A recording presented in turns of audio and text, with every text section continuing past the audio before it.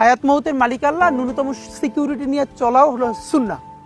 কিন্তু আমাদের লড়াইটা হলো, আমার মা স্বাভাবিকভাবেই কান্নাকাটি করেন, আমার পরিবার সবাই। তো আমি আমার মাকে বলেছি যে দেখো, মানে আমরা যে লড়াই নেমেছি, আমার একটা মনে হয় কি, কোনো রাজনীতিবিদের না বাসায় মৃত্যুটা হইতে পারে না, এটা কোনো ভালো মৃত্যু না। যিনি রাজনীতি করেন, যিনি লড়াই করেন, যিনি বিপ্লবী, যিনি সংগ্রামী, তার মৃত্যুটা হবে একটা সংগ্রামের মধ্য দিয়ে, একটা রাজপথে, একটা গ্লোরির মৃত্যু।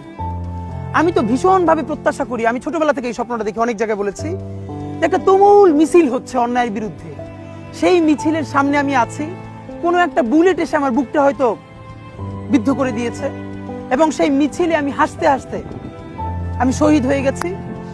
এবং সবাই যখন মৃত্যুটাকে ভীষণ ভয় পায়, আমি তখন হাসতে হাসতে আল্লাহর কাছে ভীষণ সন্তুষ্টি নিয়ে পৌঁছতে চাই যে আমি একটা ন্যূনতম ওই জীবনটা লিড করতে পারলাম, যে আমি একটা ইনসাফের হাসি নিয়ে আমি আমার আল্লাহর কাছে পৌঁছতে চাই। সুতরাং